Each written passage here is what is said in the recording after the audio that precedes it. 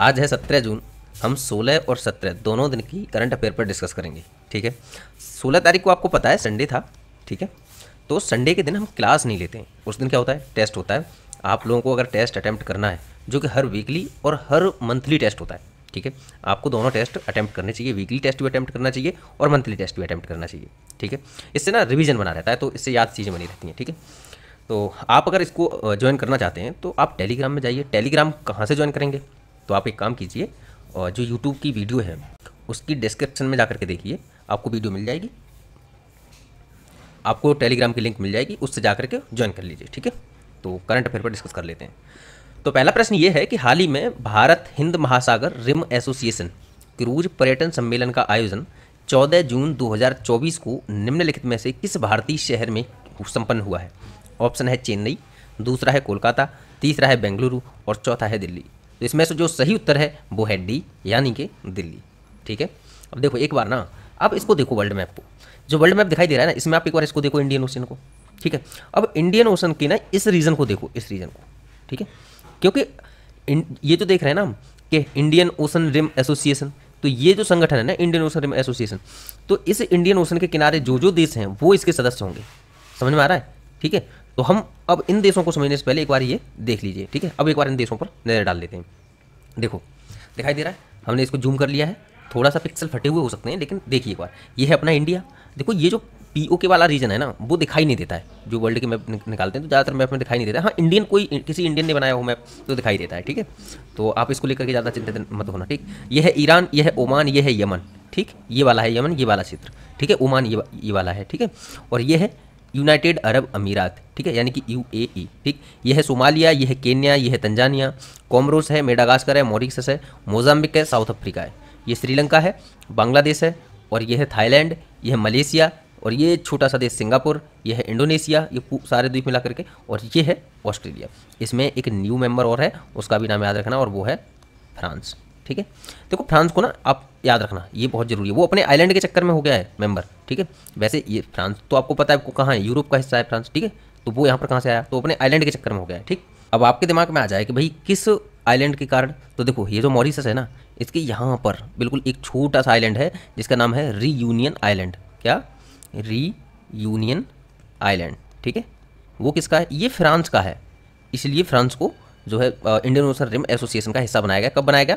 2020 में बनाया गया है, 2021 से प्रभावी हो गया है। ठीक है, प्रभावी हो गया है। ये चीज़ आपको दिमाग में रखनी है। ठीक, इतनी बात दिमाग में आ गई।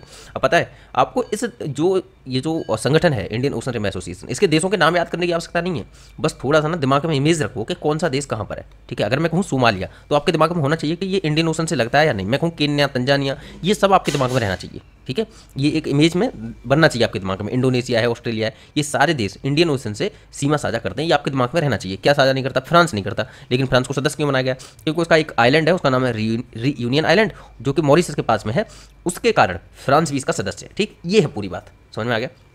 चलो आज समझ लेते हैं। देखो, Bharat Indian Ocean Rim Association पर्यटन सम्मेलन का आयोजन भारतीय विदेश मंत्रालय द्वारा IORA सचिवालय और फिक्की के सहयोग से किया गया है। ठीक है, अब IORA यानी कि इंडियन ओशन रिम एसोसिएशन के बारे में देख लो कि इसका गठन जो है हिंद महासागर रिम के किनारे स्थित देशों के बीच क्षेत्रीय सहयोग को बढ़ावा देने के लिए एक अंतर सरकारी निकाय के रूप में किया गया था। इसकी स्थापना 1907 में की गई थी और भारत IORA का संस्थापक सदस्य है। ठीक, सदस्य कितने हैं? 23 है। सचिवालय मॉरिशस में। सदस्य देश 2 वर्ष के लिए IORA की अध्यक्षता संभालते हैं। इतनी बात समझ में आई? तो इस बार जो अध्यक्ष है 2023 से 2025 के लिए वो श्रीलंका है, और जो भारत है वो 2025 से 2027 तक इंडियन ओशन रिम एसोसिएशन का अध्यक्ष का पद संभालेगा।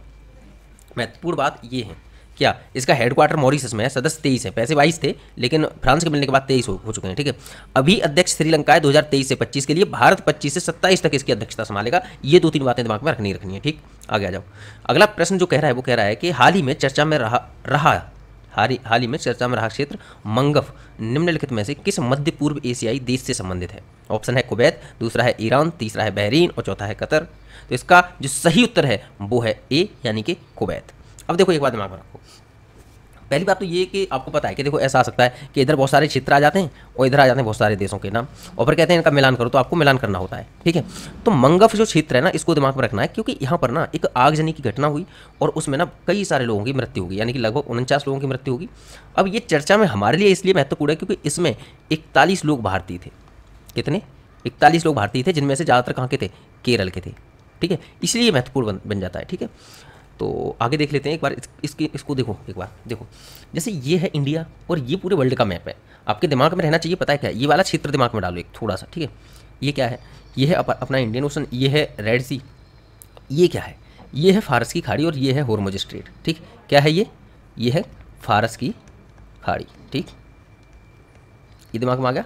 अब हम इसी क्षेत्र को ना थोड़ा सा समझेंगे, किस लिए समझेंगे, क्योंकि हमें ना जो कुवैत देश के बारे में हमने अभी देखा है उसकी ना एक बार लोकेशन सही से समझनी है। ठीक, वो महत्वपूर्ण भी है। ठीक है, तो देखो एक बार ये देखो, अब हमने उसको थोड़ा सा जूम कर लिया और पर्शियन गल्फ यानी कि फारस की खाड़ी को देखो एक बार, ये है। ठीक, हमें पता है जो गल्फ काउंसिल है उसका ईरान हिस्सा नहीं है। ठीक है, ये भी पता है, हमारे दिमाग में रहना चाहिए। ठीक है, ये बात देख ली। अब यहाँ पर ना आप ये वाले रीजन को देखो, ये वाले रीजन, ठीक, इस वाले रीजन को देखो, थोड़ा सा जूम करके देखते हैं। ये देखो, ये क्या है, यानी कि फारस की खाड़ी में एक पेनिनसुला है। क्या है, एक पेनिनसुला जो एक तरफ से ज़मीन से जुड़ा हुआ है और 3 तरफ से पानी से घिरा हुआ है। इसका नाम क्या है, इसका नाम है कतर। इस देश का नाम क्या है, इस देश का नाम है कतर और इसकी कैपिटल है दोहा। ठीक है, ये दिमाग में रखोगे या नहीं, कतर की लोकेशन आपको दिमाग में रखनी है। ठीक, चलो ठीक है। अब इस पेनिनसुला के बगल में, जस्ट बगल में एक छोटा सा आइलैंड है, ये देखो, इस छोटे से आइलैंड का नाम है बहरीन। हिंदी में लिखते हैं बहरीन, इंग्लिश में देख लो बहरीन। ठीक है, क्या नाम है, बहरीन। इस देश का नाम क्या है, बहरीन पढ़ते हैं लेकिन इसको बोलते समय बहरीन, ऐसे इस तरीके से यूज करते हैं। ठीक है, इसको भी आपको दिमाग में रखना है कि इसकी लोकेशन कहाँ है। ये एक आइलैंड है और ये पर्शियन गल्फ में है। ठीक है, ये दिमाग में रखना है आपको। ठीक है, याद रहेगा या नहीं। ठीक है, तो ये चीज़ आपको दिमाग में बनाए रखनी है। अब आगे बढ़ते हैं। ठीक, तो देखो, कुवैत के मंगफ क्षेत्र में आगजनी की घटना में 49 लोगों की मृत्यु हो गई। इनमें 41 लोग भारतीय अप्रवासी श्रमिक थे और 3 फिलीपींस के।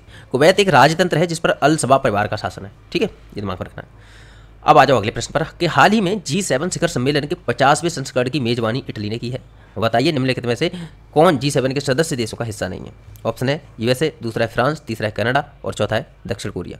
तो इसका जो सही उत्तर है वो है डी, यानी कि दक्षिण कोरिया। ठीक है, इसके बारे में ना थोड़ा सा समझ लेते हैं एक बार। ये देखिए, ये क्या है, ये देखो, ये लिखा है G8 कंट्रीज।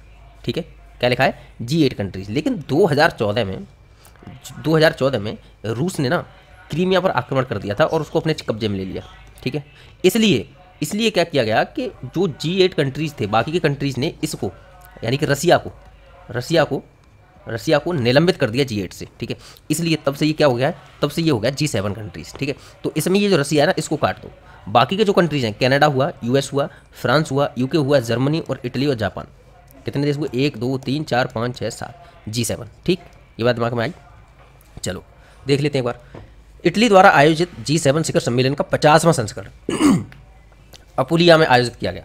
अभी हमने क्या देखा था, अभी हमने मंगफ देखा था। क्या देखा था, अभी हमने एक क्षेत्र देखा था मंगफ। ठीक है, आपको मंगफ को दिमाग में रखना है कि भाई वो कुवैत में है। अब आपको ये भी याद में रखना है कि अपुलिया क्या है, अपुलिया ये इस तरीके से होता है अपुलिया। इसको भी दिमाग में रखना है कि ये इटली में है। ठीक है, ये क्षेत्र आपको दिमाग में रखना है कि ये कहाँ है, ये शहर कहाँ है, इटली में। ठीक है, अपुलिया में आयोजित किया गया G7 शिखर सम्मेलन Canada, France, Germany, Italy, Japan, United kingdom और संयुक्त राज्य अमेरिका से मिलकर बने 7 औद्योगिक लोकतंत्रों का एक अनौपचारिक समूह है। इसे वैश्विक आर्थिक शासन, अंतर्राष्ट्रीय सुरक्षा, ऊर्जा नीति जैसे आपसी हित के मुद्दों पर चर्चा और सहयोग को सुविधाजनक बनाने के लिए स्थापित किया गया था।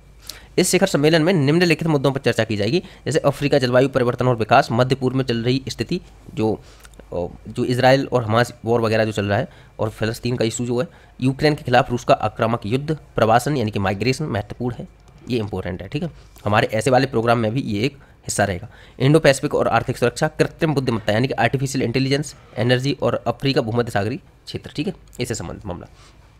चलो देख लेते हैं। अब एक बार इसको और देखो, हम जो G7 है ना, हम G7 के बारे में बात कर रहे हैं कि इसकी स्थापना 1973 में ऊर्जा संकट से निपटने हेतु आर्थिक और वित्तीय सहयोग के लिए फोरम के रूप में हुई है, एक फोरम के रूप में हुई है। ठीक है, एक फोरम के रूप में हुई है। इसका पहला शिखर सम्मेलन 1975 में आयोजित हुआ। हम इस पॉइंट पर ना बाद में आते हैं, बाकी के पॉइंट और देख लेते हैं कि 1997 से 2013 तक रूस इसका सदस्य था। तब इसे G8 कहा जाता था। हालांकि रूस द्वारा क्रीमिया के विलय के पश्चात 2014 में रूस की सदस्यता निलंबित कर दी गई। तब से G7 के रूप में आयोजित होता रहा है। यूरोपीय संघ भी इस सम्मेलन में भाग लेता है। ठीक है, ये बात समझ में आ चुकी है। हम ना इस पॉइंट को समझेंगे अब एक बार, जो इसने ये लिखा है ना कि इसकी स्थापना 1973 में हुई। ठीक है, ऊर्जा संकट से निपटने हेतु, ये बहुत महत्वपूर्ण पॉइंट है, ऊर्जा संकट से निपटने हेतु। ऊर्जा संकट क्या है, ये सवाल ये दिमाग में आ रहा है कि ये ऊर्जा संकट क्या है।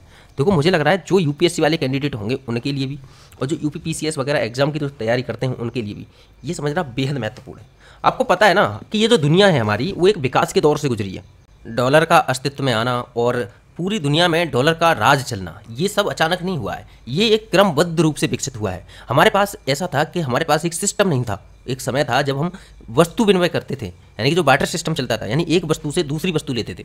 लेकिन उससे विकास के क्रम में हम कब डॉलर की दुनिया में आ चुके हैं, और आज वो समय है कि डॉलर को चैलेंज दे रहे हैं कुछ देश, ठीक है। हम उस समय पर आ चुके हैं, यानी कि हम फिर से एक ऐसी मोड़ पर आ गए हैं कि हमें एक सिस्टम की जरूरत है। फिर से ऐसा लग रहा है कि हम जिस सिस्टम पर चल रहे हैं उसमें भी कुछ लूप होल्स हैं। हम डॉलर को क्यों अपनाया है, हमने डॉलर को इसलिए अपनाया है क्योंकि पूरी दुनिया इस पर बिलीव करने लगी थी। लेकिन अब वो समय है कि डॉलर पर फिर से कुछ देशों का बिलीव टूट रहा है, यानी कि दुनिया दो गुटों में बंटने जा रही है। एक गुट ऐसा है जो डॉलर को पूरी तरीके से नकारना चाहता है। अभी से पहले पूरी दुनिया पर डॉलर का राज चला है, और ये डॉलर का राज अचानक एक दिन में नहीं चल गया। ये पूरा एकदम विकास का क्रमबद्ध चरण, एक क्रमबद्ध रूप से इसका विकास हुआ है। और इसको समझने के लिए ना एक लंबी कहानी है, बहुत इंटरेस्टिंग कहानी है, जो किसी भी स्टूडेंट के लिए बहुत ज़्यादा इंटरेस्टिंग होगी। लेकिन पता है हम इस क्लास में इसको नहीं ले सकते, क्योंकि अगर इस कहानी को लेंगे ना कम से कम हमारे 40 से 45 मिनट जाएंगे, और भी ज़्यादा 1 घंटा तक जा सकता है। इसलिए लेकिन हम छोड़ के भी नहीं जा सकते इसको बिल्कुल, कि हम इसको बिना छोड़े चले जाएं। क्योंकि ये बहुत महत्वपूर्ण चीज़ है। इसके लिए हम क्या करेंगे, हम ना इसके हल्के से ट्रेलर को समझते हुए चलेंगे, ठीक है। चलो आ जाओ समझते हैं। थोड़ा सा दिमाग पर जोर देना और ध्यान से समझना, क्योंकि थोड़ा सा ना जो चीज़ें वो एक दूसरे से जोड़ के समझना बहुत ज़रूरी है, ठीक है। आपने एक चीज़ पढ़ी होगी कि बात 1976 की है, 1776 की है, जब एक किताब प्रकाशित की जाती है, और इस किताब का नाम है वेल्थ ऑफ नेशंस। क्या नाम है? वेल्थ ऑफ नेशंस, ठीक है। ठीक, ये किताब प्रकाशित की जाती है किसके द्वारा? एडम स्मिथ के द्वारा, ठीक, एडम स्मिथ के द्वारा। बहुत अच्छे से समझना है चीज़ों को, ठीक।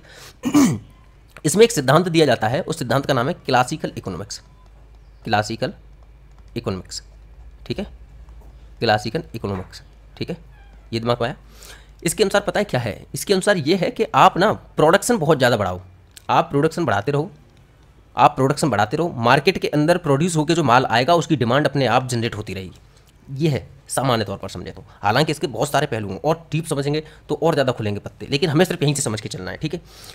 कुल मिला के क्लासिकल इकोनॉमिक्स का फंडा ये है कि आप प्रोडक्शन पर जोर दो। प्रोडक्शन होकर के जब चीज़ें प्रोड्यूस होकर के चीज़ें जब मार्केट में आएंगी तो उनकी डिमांड अपने आप से क्रिएट होगी, इसलिए प्रोडक्शन को हाई लेवल का रखो, ठीक। ये है। एक और चीज़ समझो, बात है 1867 में, जब एक और किताब प्रकाशित होती है जिसका नाम है दास कैपिटल। क्या नाम है? Das Kapital. किसके द्वारा? Karl Marx. जी हाँ, कार्ल मार्क्स। अभी तक जो सिद्धांतकार हैं उन्होंने दुनिया की व्याख्या की है, मैं दुनिया को बदलने आया हूँ, ऐसे कुछ वर्ड थे इनके, कार्ल मार्क्स थे। और बाकी बहुत क्रांतिकारी व्यक्ति थे। ऐसा सिद्धांत जो लेकर के ये आए पूरी दुनिया में, एक समाजवादी सोशलिस्ट समाज, जो असल में इन्होंने जो सिद्धांत देखा था वो सिद्धांत ना एक मुंगेरी लाल के सपने जैसा था। हालांकि अगर वो पॉसिबल होता तो सच में दुनिया बहुत खूबसूरत हो सकती थी, लेकिन वो पॉसिबल नहीं है किसी भी रूप में। कार्ल मार्क्स बहुत दमदार व्यक्ति, बहुत बड़े फिलोसोफर, ठीक है। समझते हैं अब हीगल, जिसके बारे में ये कहा जाता है कि बहुत बड़ा विद्वान था, उसके बारे में पता है क्या बोल दिया था? उसके बारे में बोला था कि हीगल वो व्यक्ति थे पूरी दुनिया में जिनका टंका बजता था, जिनकी किताबों की डिमांड ऑलवेज रहती थी। लाइब्रेरी में ना लोग 24/7 डले रहते थे हीगल को पढ़ने के लिए। दास कैपिटल किताब रिलीज हुई।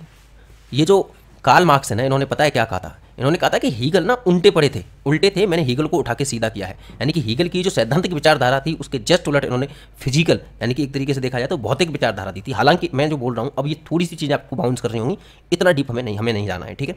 और क्योंकि एक चीज़ फिर तो बहुत ज़्यादा पत्ते खुलेंगे, हमें बस यहाँ से समझना है कि हम जो समझा था हमने एनर्जी क्राइसिस, ऑयल क्राइसिस 1973 में एक दुनिया ना एक बहुत बड़े संकट में आ चुकी थी जिसको बोलते हैं ऑयल क्राइसिस, ठीक है। हम इसको समझाने का प्रयास कर रहे हैं आप लोगों को, ठीक।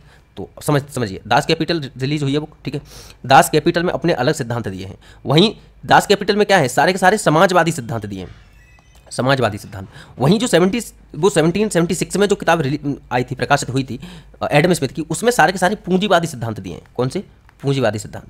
अब दुनिया दो गुटों में बटी हुई है पूरी तरीके से। समाजवादी लोग अपने हिसाब से चल रहे हैं और जो पूंजीवादी लोग हैं वो अपने हिसाब से चल रहे हैं, ठीक है। लेकिन बात यहाँ पर नहीं खत्म होती है। बात तब शुरू होती है जब 1929 आता है, यानी 1929 में आपको पता है अभी तक क्या चल रहा था? पूंजीवादी वर्सेस समाजवादी। 1929 में दुनिया एक चीज़ का एक संकट को फेस करती है जिसका नाम है the great depression. The great depression, the great depression.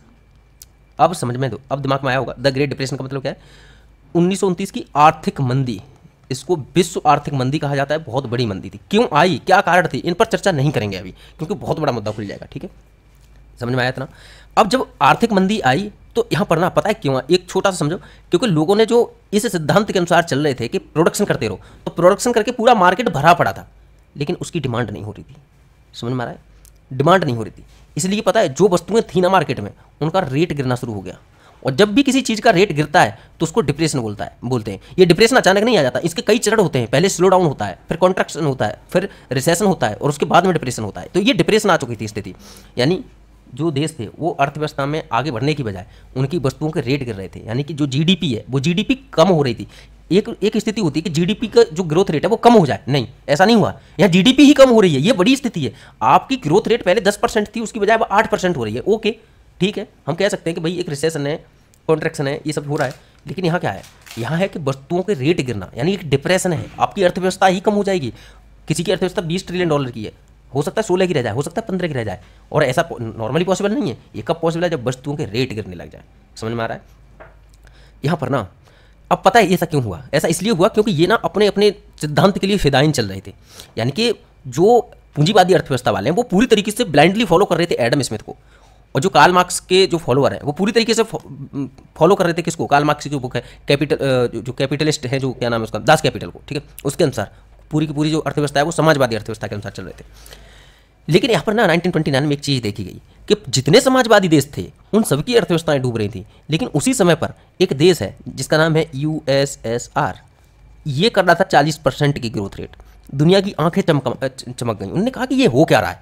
तो जितने भी पूंजीवादी देश थे जिन्होंने ये सोच के अमेरिका को फॉलो किया था कि अमेरिका आगे बढ़ रहा है तो उसकी अर्थव्यवस्था ज़्यादा बेहतर है, तो हमें उसी के सिद्धांतों पर चल रहा है, उनके दिमाग में एक बार को ये दिमाग में आने लग गया कि कहीं ऐसा तो नहीं हम गलत फिलोसफी को फॉलो कर रहे हैं, हमें क्या यूएसएसआर को फॉलो करना चाहिए, ये दिमाग में उनके में आने लग गया, ठीक है। लेकिन उसी समय ना एक अर्थशास्त्री निकल के सामने आते हैं जिनका नाम है कीन्स। क्या नाम है, कीन्स।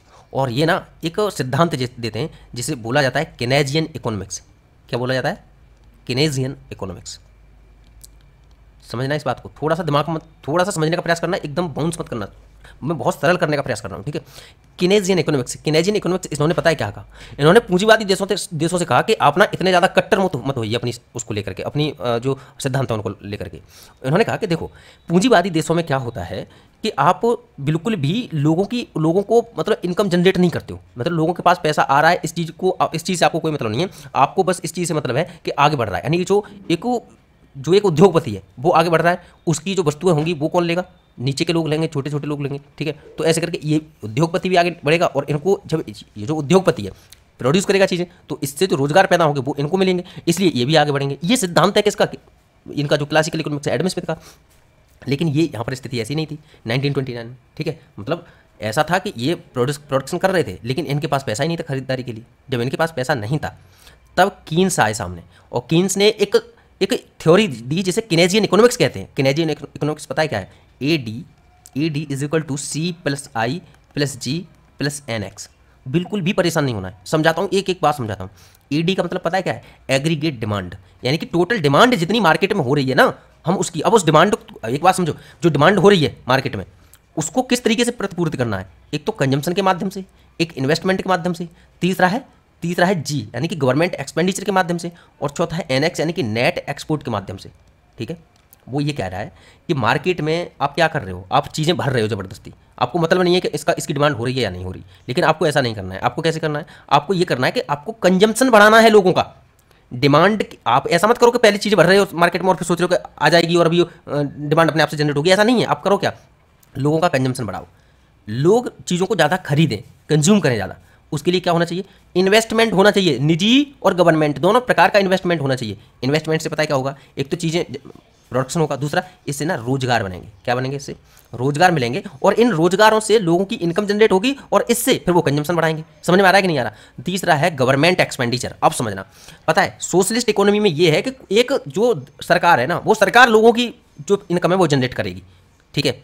लेकिन यहाँ गवर्नमेंट एक्सपेंडिचर जब ये लेके आई, इसका मतलब पता है क्या है, ये वो पॉइंट है जो सोशलिस्ट इकोनॉमी का पॉइंट है। और ये जोड़ा कहाँ जा रहा है, ये इसमें कैपिटलिस्ट इकोनॉमी में जोड़ा जा रहा है। यानी कि जो अर्थव्यवस्था पहले लोगों के मतलब ही नहीं था कि लोगों की इनकम जनरेट हो रही है, यानी यहाँ पर हो रही है। अब यहाँ पर सरकार के द्वारा गवर्नमेंट एक्सपेंडिचर किया जा रहा है, लोगों के लिए खर्च किया जा रहा है ताकि लोगों के पास पैसा पहुंच सके। सब्सिडी दी जा रही है लोगों को ताकि लोगों के पास पैसा पहुंच सके और फाइनली लोग कंजम्पशन कर सकें।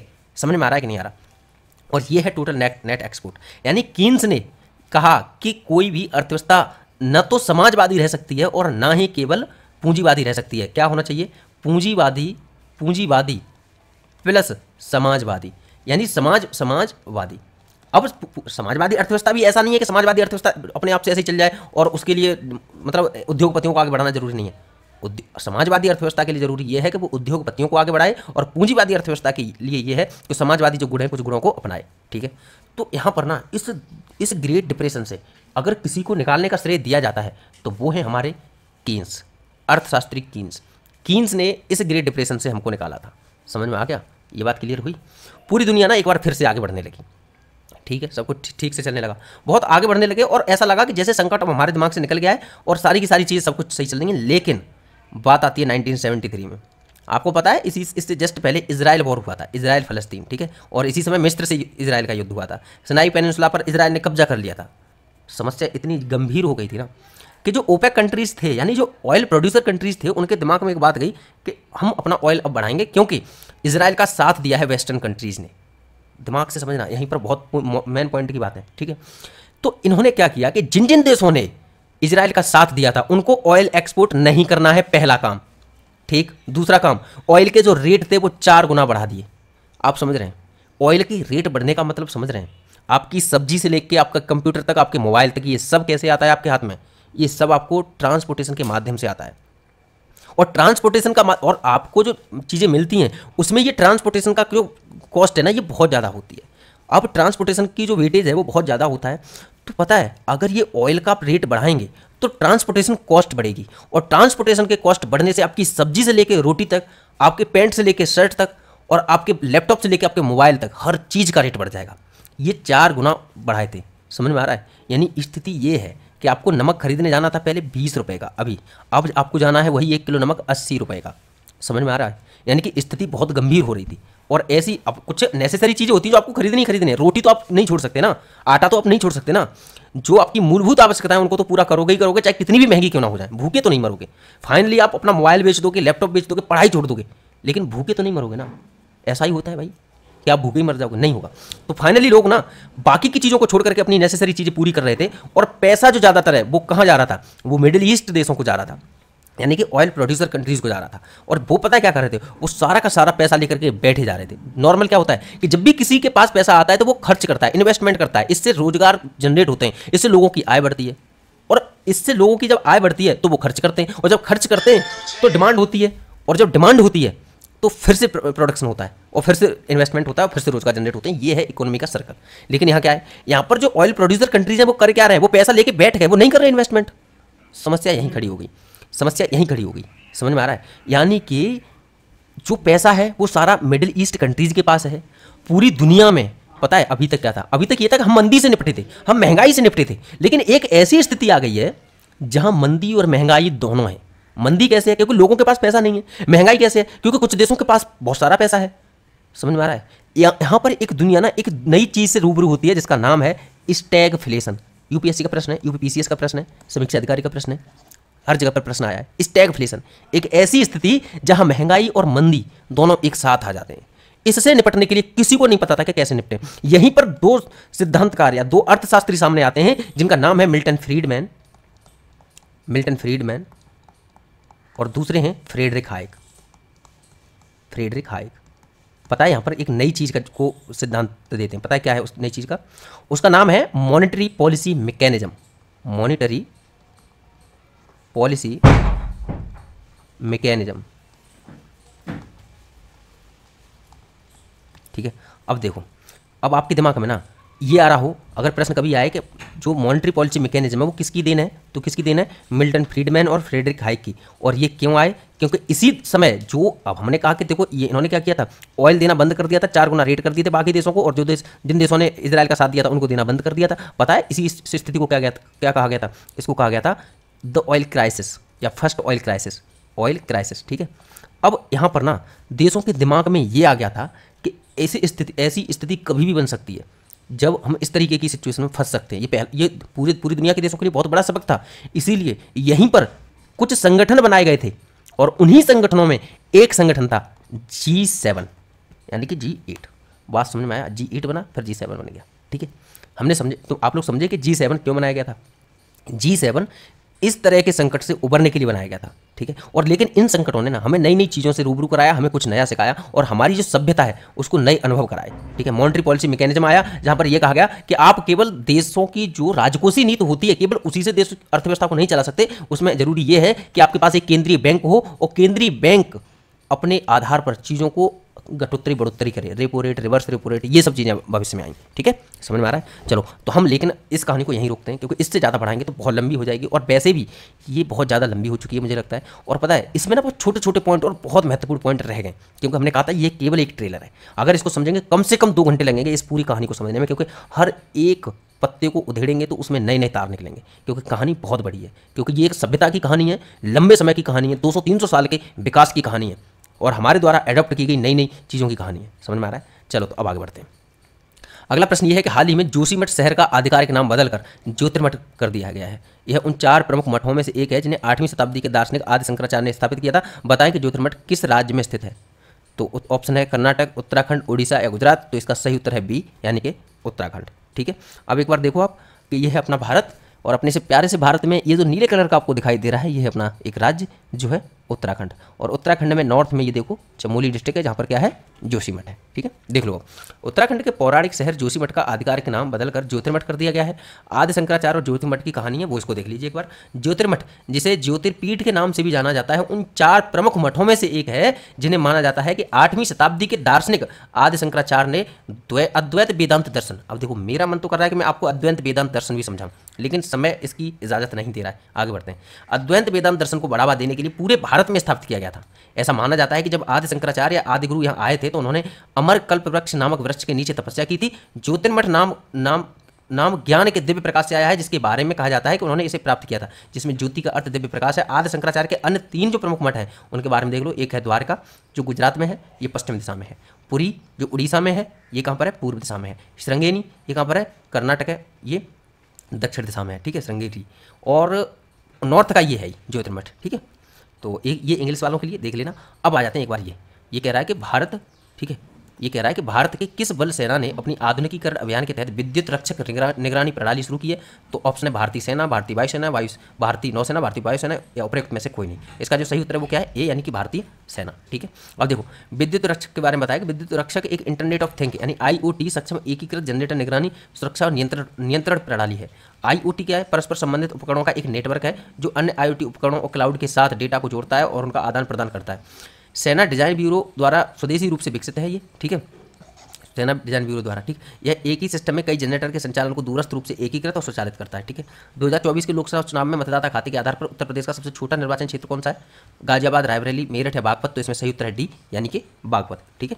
अब देखो उत्तर प्रदेश में बागपत निर्वाचन क्षेत्र मतदाता संख्या के आधार पर सबसे छोटा लोकसभा निर्वाचन क्षेत्र है। इसमें मतदाताओं की संख्या सबसे कम है। यह जिला अपनी समृद्ध सांस्कृतिक विरासत के लिए जाना जाता है, जिसमें महादेव मंदिर, श्री पार्श्वनाथ दिगंबर जैन मंदिर और गुफा मंदिर जैसे प्रमुख पर्यटन स्थल हैं। उत्तर प्रदेश के निर्वाचन क्षेत्र के बारे में दिया है कि उत्तर प्रदेश में 80 लोकसभा सीटें हैं। इसमें जो हैं जो लोकसभा सीटें 80 75 जिलों में वितरित हैं, जिन्हें 18 मंडलों और 4 क्षेत्रों में व्यवस्थित किया गया है। इसके अतिरिक्त राज्य में 822 सामुदायिक विकास खंड और 351 तहसील और 17 नगर निगम है, ठीक है। ये इंग्लिश वाले हैं, इधर देख लेना अगर समझ में नहीं आया हो कि 17 नगर निगम क्या होता है। तो म्यूनिसिपल कॉर्पोरेशन होते हैं। भैया आपके समझ में नहीं आया हो कि 822 जो कम्युनिटी डेवलपमेंट ब्लॉक्स हैं, ठीक है। तो ये सब आप देख लेना, ठीक। अब ये कुछ वन लाइनर है कि भारत दुनिया में नाइट्रस ऑक्साइड जिसके बारे में आपको पता है क्या बोलते हैं इसको, लाफिंग गैस का दूसरा सबसे बड़ा उत्सर्जक बना है, ठीक। वैश्विक पर्यटन, सतत विकास और सांस्कृतिक आदान प्रदान के उद्देश्य से काठमांडू में अंतर्राष्ट्रीय पर्यटन मेले का आयोजन किया गया, ठीक। भारत की दिव्या देशमुख ने लड़कियों की विश्व जूनियर शतरंज चैंपियनशिप जीती है, ठीक। दक्षिण अफ्रीका में सिरिल रामफोसा को एक बार फिर से राष्ट्रपति चुना गया है, ठीक है। जम्मू कश्मीर में माता खीर भवानी मेला आयोजित किया गया। भारत की श्रुति बोरा घुड़सवारी में 3 स्टार ग्रांड प्री स्पर्धा जीतने वाली पहली भारतीय घुड़सवार बनी है, इंपॉर्टेंट है, एक बार देख लेना। तमिलनाडु के मुख्यमंत्री M.K. स्टालिन ने मृदा स्वास्थ्य में सुधार के लिए देखो योजना तो याद हो जाएगी, लेकिन मृदा स्वास्थ्य में सुधार के लिए ये दिमाग में रखना, मुख्यमंत्री मन्नुयिर काथुमन्नुयिर कप्पुम योजना शुरू की है, ठीक है। और विश्व प्रसिद्ध सरोद वादक राजीव तारानाथ का 92 वर्ष की आयु में निधन हो गया है। ऑप्शन आए कि निम्नलिखित में कौन सरोद वादक सरोद मतलब ऐसा ऑप्शन आ सकता है कि इनमें से कौन तबला वादक नहीं है या इनमें से कौन सरोद वादक नहीं है, इनका नाम थोड़ा सा दिमाग में रखना, ये टर्निंग पॉइंट हो सकता है उस क्वेश्चन को सॉल्व करने के लिए, ठीक है, क्योंकि ये सरोद वादक हैं, ठीक, राजीव तारानाथ, ठीक है। ज्योति बिज को federation of Indian chambers of commerce and industry यानी फिक्की का नया महानिदेशक नियुक्त किया गया है। कौन है? ज्योति बिज, ठीक है। संग्राम सिंह मिक्स मार्शल आर्ट्स में शामिल होने वाले पहले भारतीय पहलवान बने हैं, इसको देख लेना एक बार, इंपॉर्टेंट है। और ये देखो द्विपक्षीय जापान भारत समुद्री अभ्यास जाइमैक्स 2024 जापान के योकोसुका में शुरू हुआ 2012 में, इसकी शुरुआत के बाद से 8वां संस्करण है, ठीक है। कल का जो प्रश्न था कि बाल का शिक्षा को बढ़ावा देने और बाल विवाह को समाप्त करने के लिए किस राज्य सरकार द्वारा मुख्यमंत्री नियुक्त मोयना योजना शुरू की गई है, तो इसका जो सही उत्तर है वो है सी। और आज का जो प्रश्न है कि हाल ही में चर्चा में रहा फिलाडेल्फी कॉरिडोर निम्नलिखित में से किस स्थान पर अवस्थित है, ऑप्शन है ए पनामा में स्थित है जो दक्षिण अमेरिका को उत्तर अमेरिका से जोड़ता है, फिर है बी कि दक्षिण सूडान तथा कांगो को जोड़ने वाला एक कॉरिडोर है, फिर है सी कि दक्षिण चीन सागर तथा अरब सागर को जोड़ने वाला एक व्यापारिक कॉरिडोर है, और फिर है डी यानी कि मिस्र तथा गाजा के बीच सीमा क्षेत्र पर 14 किलोमीटर लंबी एक पट्टी है। इसमें से क्या करना है आपको? सही उत्तर का चुनाव करना है। सही उत्तर का चुनाव आपको कमेंट सेक्शन में करना है, ठीक है। तो आज की क्लास में इतना ही, कल मिलते हैं। Thank you so much.